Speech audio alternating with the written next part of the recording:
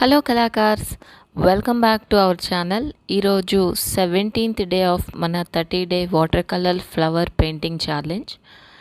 ఈరోజు కూడా నేను చాలా సింపుల్ ఫ్లవర్స్ సెలెక్ట్ చేసుకున్నాను. కాకపోతే ఇవి నేను ఏమీ ఎక్స్పెక్టేషన్స్తో స్టార్ట్ చేయలేదు, కానీ ఫైనల్ అవుట్పుట్ అయితే చాలా బాగా వచ్చింది. ఇదైతే చాలా ఈజీ అండి. మోనోక్రోమ్ థీమ్ అంటే మనం ఒక సింగిల్ కలర్నే డిఫరెంట్ షేడ్స్లో యూస్ చేస్తామన్నమాట, డార్కర్ షేడ్. ఆ విధంగా నేను ఎక్కువ కాంట్రాస్ట్ లేకుండా ఆరెంజ్ కలర్తో నేను ఫ్లవర్స్ డ్రా చేశాను, పెయింట్ వేశాను. ఫస్ట్ అన్నీ సింగిల్ లేయర్ అనమాట, ఎక్కువ పెయింట్ తీసుకోకుండా కొంచెం వాటర్తో అలా స్ప్రెడ్ చేశాను. అన్నీ ఒకే షేడ్ కాకుండా కొన్ని డార్క్ లైట్ చేసుకొని సెంటర్లో వాటర్ అండ్ ఎల్లో ఎక్కువ తీసుకొని ఇలాగా కొంచెం షేడింగ్ వచ్చేలాగా స్ప్రెడ్ చేశాను అనమాట.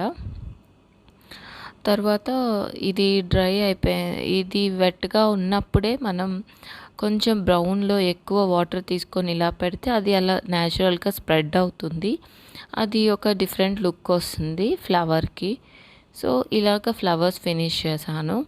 లీవ్స్కి వచ్చి ఇక్కడ నేను గ్రీన్ యూస్ చేయట్లేదండి. ఈరోజు బ్రౌన్ కలరే తీసుకొని ఇలా ఫస్ట్ స్టెమ్స్ లాగా డ్రా చేసుకున్నాను. వాటికి జస్ట్ ఇలాగ బ్రష్తోనే లీవ్స్ లాగా సింగిల్ స్ట్రోక్తో ఇలా లీవ్స్ డ్రా చేశానండి.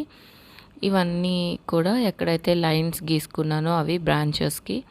తర్వాత అక్కడక్కడ కొంచెం లైట్ షేడ్లో పెద్ద లీవ్స్ అనమాట, 3 లీవ్స్, సింగిల్ లీవ్స్ అలాగా కొంచెం ఈ స్టెమ్స్ లాగా కాకుండా కాంట్రాస్ట్గా లైట్గా డ్రా చేశాను.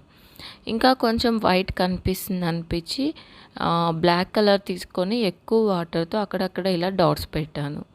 అంతే, సింపుల్గా మనకి ఒక different water colour flower painting ready అయిపోయింది. ఇది క్లాత్స్ మీద ప్రింట్స్కి కానీ, బ్యాక్గ్రౌండ్స్కి కానీ, వాల్ స్టిక్కర్స్కి కానీ బాగుంటుంది ఈ డిజైన్. సో మీకు నచ్చితే వీడియోని లైక్ చేయడం మర్చిపోవద్దండి. ఛానల్లో మిగిలిన వీడియోస్ చూసి మీకు నచ్చితే ఛానల్కి సబ్స్క్రైబ్ చేసుకోండి. మీలో ఎంతమంది వాటర్ కలర్ ఛాలెంజ్ ఫాలో అవుతున్నారో కమెంట్స్లో చెప్పండి. Thank you all for watching.